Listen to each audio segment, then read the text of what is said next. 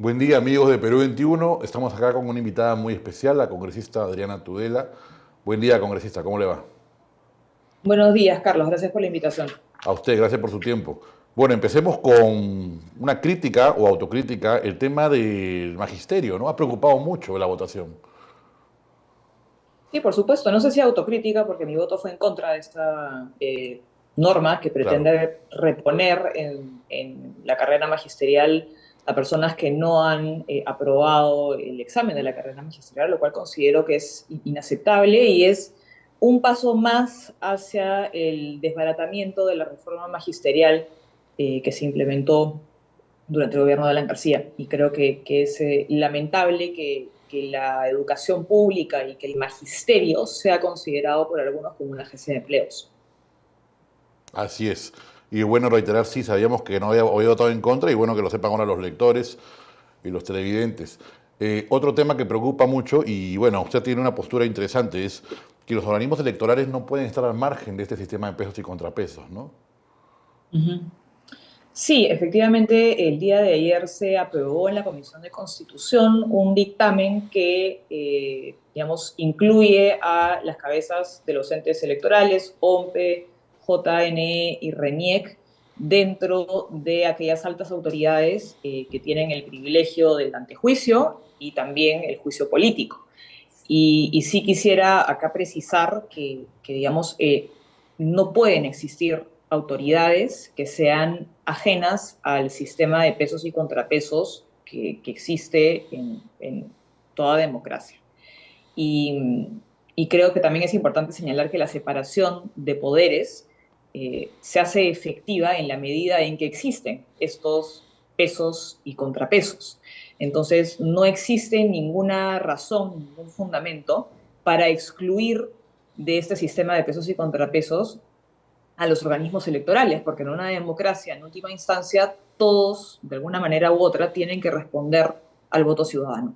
Y es por ese motivo que el Congreso de la República tiene la facultad de hacer juicio político a estas altas autoridades, como podría ser los miembros del Tribunal Constitucional, el Contralor General de la República, jueces y fiscales supremos, defensor del pueblo, y alegar que porque estas altas autoridades tienen tanto el privilegio del antejuicio como la responsabilidad del juicio político, que son digamos, parcializados o que no ejercen su función con independencia, es absurdo y contrario a lo que hemos venido viendo durante décadas, ¿no? Entonces, creo que es importante señalar que lo que corresponde es fortalecer la institucionalidad, la rendición de cuentas y la responsabilidad política de altas autoridades, ¿no? Pero lamentablemente hay quienes creen que el poder no viene con responsabilidad política y más bien quieren cooptar estas islas que se han generado, que son ajenas a este sistema de pesos y contrapesos, sin, digamos, responder al voto ciudadano, lo cual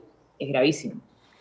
¿Qué tanto influyó el tema este del partido ANTAU-RO, ¿no? En partido ¿Perdón? Antauro, la respuesta que dio magistrado Salas Arenas, ¿no? El tema del partido Antauro, ¿no? Mediáticamente fue muy preocupante un poco, ¿no? Sí, sí, bueno, ha sido preocupante. Desde mi punto de vista, este tema, si bien es preocupante, no hay, bueno, para mí por lo menos no ha influido en esa Mm, decisión, porque a mí sí me preocuparía que sea el Jurado Nacional de Elecciones quien decida qué partidos pueden inscribirse y cuáles no, y cuáles son democráticos y cuáles no. Creo que eso es un arma de doble filo y un sí, poder gigantesco que no le deberíamos entregar al Jurado Nacional de Elecciones.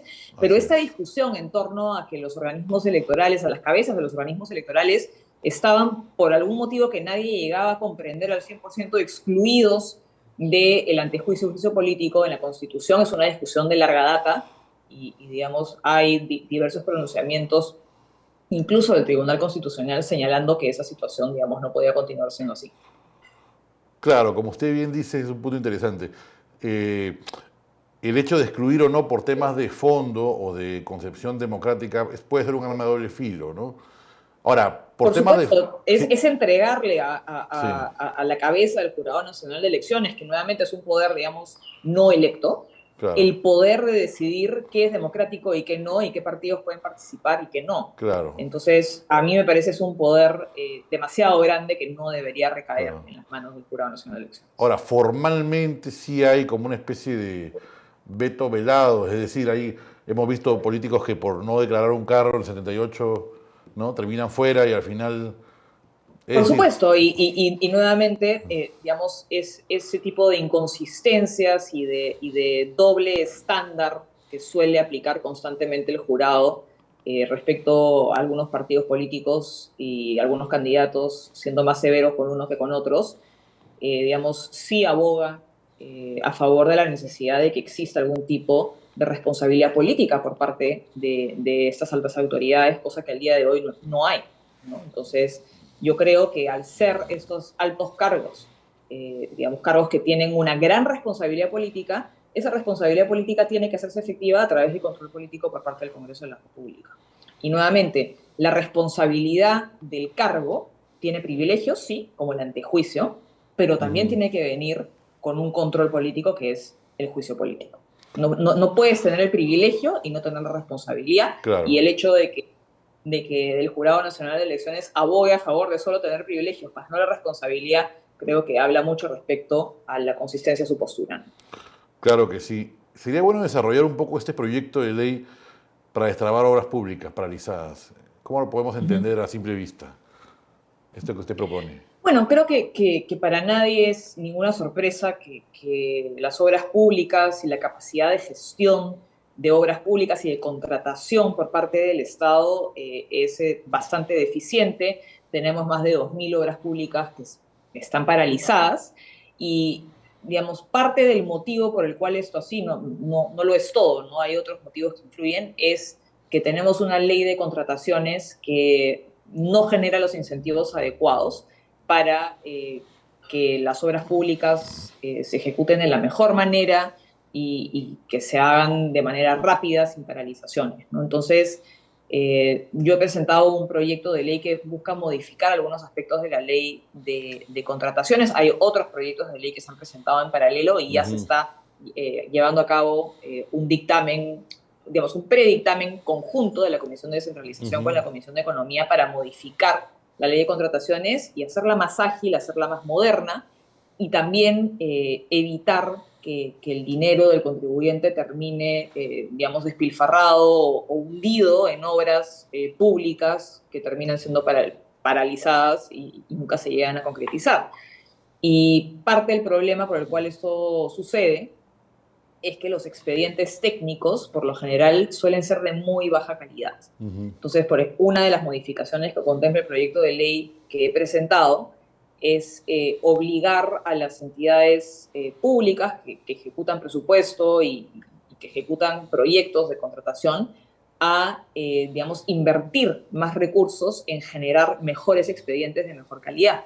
Porque lo que sucede hoy es que a quien realiza el expediente técnico se le paga muy poco, digamos, se Mm. invierte muy poco en tener buenos expedientes técnicos y eso trae cola y genera problemas a futuros como obras paralizadas, porque claro, si el expediente técnico se hizo mal y arranca una obra, la mitad uno Claro. se da cuenta del error, se paraliza. Y otra de las medidas que planteo es que las medidas cautelares que puede solicitar una empresa que está realizando una obra pública tengan que venir acompañadas de una garantía Mm. que la empresa tiene que presentar para poder obtener una medida cautelar. Y esto lo que busca es que no se pidan medidas cautelares ni se otorguen medidas cautelares injustificadas, Mm. que es algo que también tenemos de manera bastante frecuente. Otro tema, porque usted ha hablado de todos los ámbitos de la contratación, ¿no? Es que no siempre lo más barato es lo mejor, ¿no? Se ha debatido esto alguna vez, cómo ponen el más barato y no solo que luego con adendas termina siendo más caro, sino que termina siendo más caro por la corrupción o por el mal material o para el mal trabajo, ¿no?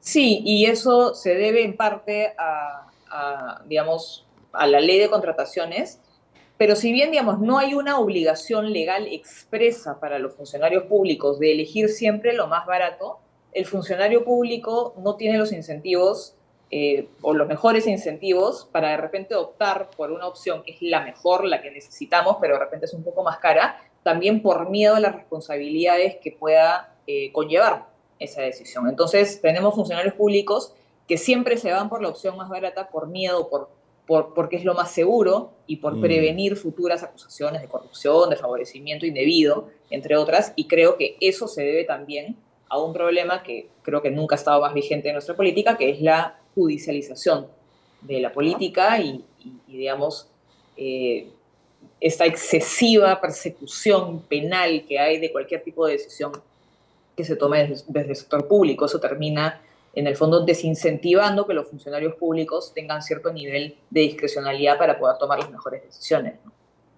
Ahora, no sé si está dentro de su proyecto, pero ¿cómo hacer para que estas exigencias, que son sin duda muy buenas, no terminen generando menos obras? Es decir, debería haber también quizá algún tipo de observación para la no ejecución de presupuestos en algunas entidades públicas, porque O pareciera sea, un crimen a sanción para veces, la ¿no? no ejecución de presupuesto. Digamos, lo planteo, digamos, ya que estamos dando el tema, ¿no? Porque es cierto, como usted dice, que la ejecución de obras tiene que ser más rigurosa en todas las etapas, ¿no? Pero otra cosa que vemos es que hay presupuestos que no se ejecutan ni al 50% ni al 40%, ¿no? En varios estamentos del Estado, ministerios, Sí, gobiernos por regionales. supuesto. Hay presupuesto que nunca se llega a ejecutar y creo que eso, digamos, tiene que ver tal vez con la ley de contrataciones que hace muchas veces difícil, Ujú. efectivamente, poder contratar para Claro, el Estado.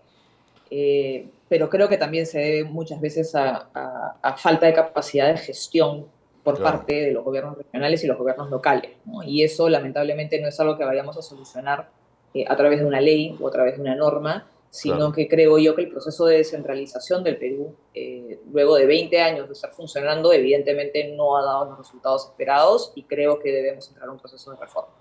Claro, claro, claro. Una de sus propuestas también era la renovación por tercios, si no me equivoco, ¿no?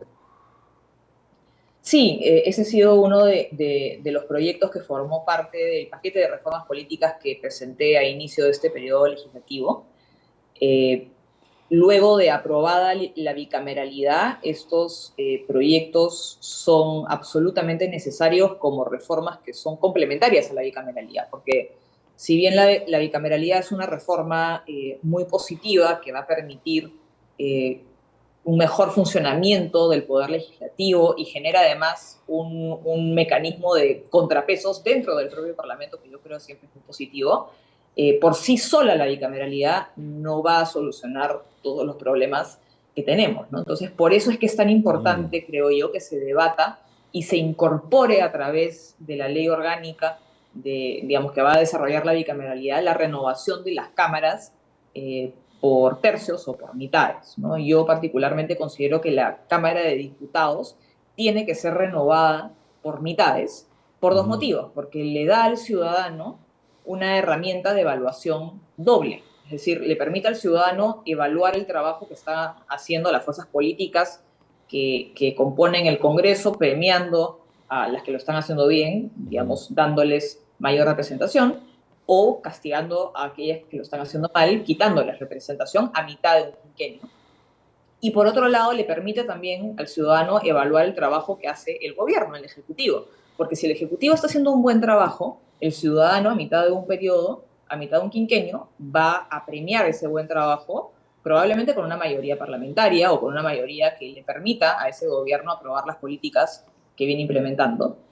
Y si el gobierno lo está haciendo mal, el ciudadano probablemente vaya a castigar ese mal desempeño del gobierno votando por una mayoría parlamentaria que sea adversa o opositora a las políticas del gobierno. Entonces creo que es un mecanismo que permite una representación y una rendición de cuentas mucho más cercana por parte de los representantes frente a los ciudadanos y también permite que el ciudadano evalúe al gobierno, lo cual genera una relación muchísimo más fluida y dinámica entre el Ejecutivo y el Legislativo, que sabemos ha tenido una relación bastante atropellada y accidentada durante los últimos años, justamente por eso, ¿no? Porque la representación parlamentaria, la composición del Congreso es estática durante 5 años. Mm. Entonces, si hay un gobierno que no logra conformar una coalición o una mayoría, esa relación ejecutivo-legislativo, digamos, va a ser bastante accidentada y además eso no puede cambiarse con el tiempo. Entonces, creo que la renovación de las cámaras es fundamental y otra de las reformas que he presentado que considero fundamental es el debate en torno al mecanismo de elección de nuestros representantes. Ujú, Nosotros hoy en día tenemos un sistema de elección proporcional, de representación proporcional, es decir, los partidos políticos presentan listas parlamentarias y esas listas parlamentarias, ujú.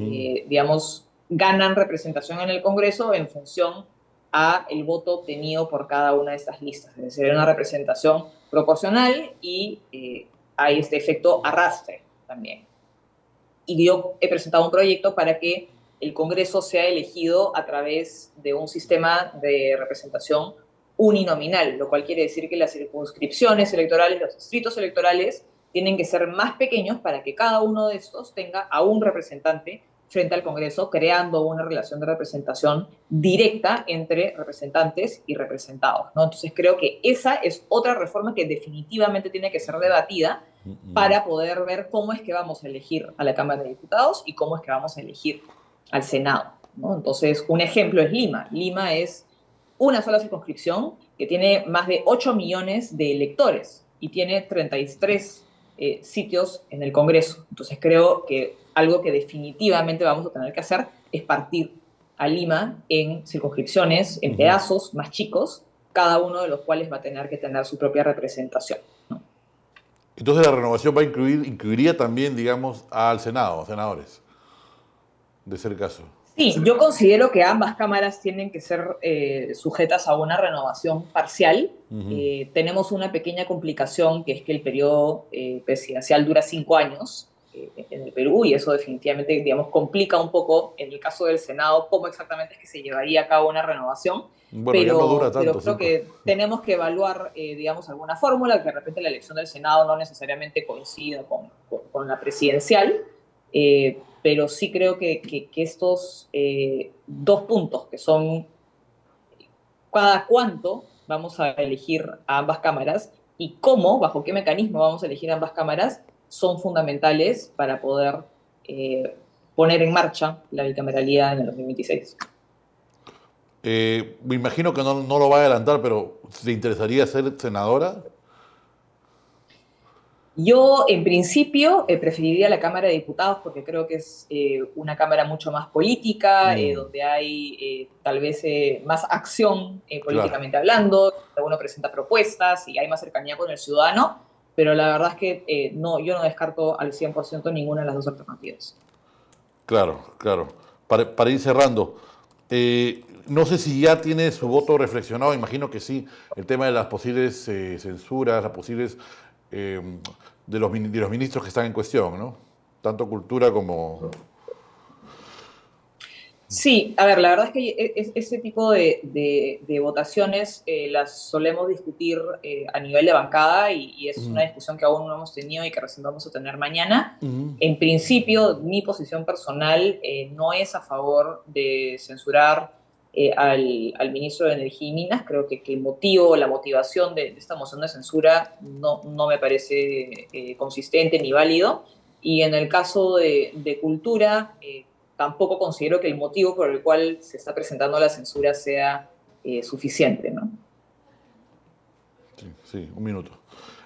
Ok, y para cerrar, en el caso de Aníbal Torres, hoy se vota en teoría la inhabilitación, Uh-huh. la posible Bueno, en inhabilitación. ese caso yo sí creo que Aníbal Torres tiene que ser investigado y tiene que ser sancionado por infracción a la Constitución, eh, porque finalmente cuando antes de que Pedro Castillo pretendiera dar el golpe de Estado, lo cierto es que Aníbal Torres pretendió cerrar el Congreso interpretando una supuesta negación fáctica donde no la había y yendo Ujú. en contra de la ley y yendo en contra de precedentes del Tribunal Constitucional, ¿no? Entonces, recordemos que hubo dos intentos por cerrar el Congreso por parte del gobierno de Pedro Castillo y Sí, Aníbal Torres fue el protagonista del primer intento por cerrar ilegalmente e inconstitucionalmente el Congreso de la República. claro que sí. No, no sé si usted votó a favor en cuanto a la confianza, creo que sí, ¿no? Sí, sí, nosotros, bueno, mi bancada tuvo algunos votos a favor, otros en Abstenciones, ¿no? abstención, y yo individualmente me abstuve en el caso del voto de confianza porque considero que, Mm. dado el contexto político que estamos atravesando en estas circunstancias por las acusaciones que ha recibido la presidenta, un voto a favor del gabinete hubiese implicado la semana pasada, digamos, tal vez un respaldo político a Dina Boluarte, respaldo que creo no se merece porque no ha sido capaz de dar explicaciones ni medianamente razonables ni suficientes respecto a las acusaciones en su contra, pero al mismo tiempo un voto en contra del gabinete Claro. hubiese significado, digamos, castigar a un gabinete que incluso si es cambiado no va a solucionar el problema de fondo, que Así es la es. falta de transparencia y la poca capacidad que ha tenido la presidenta de la República de dar explicaciones aceptables. Lo sigue pensando igual después del viernes de la explicación que dio después. Sí, Sí, por supuesto, yo considero que la explicación que dio el viernes deja muchísimo que desear, ¿no? perfecto. Perfecto, congresista Tudela, yo sé que está con el tiempo. Gracias por su tiempo, valga la reiteración. Muchísimas gracias, Carlos. Gracias a usted y bueno, eso ha sido Gusto. todo amigos de Perú 21, congresista Adriana Tudela. Hasta otra oportunidad. Gracias.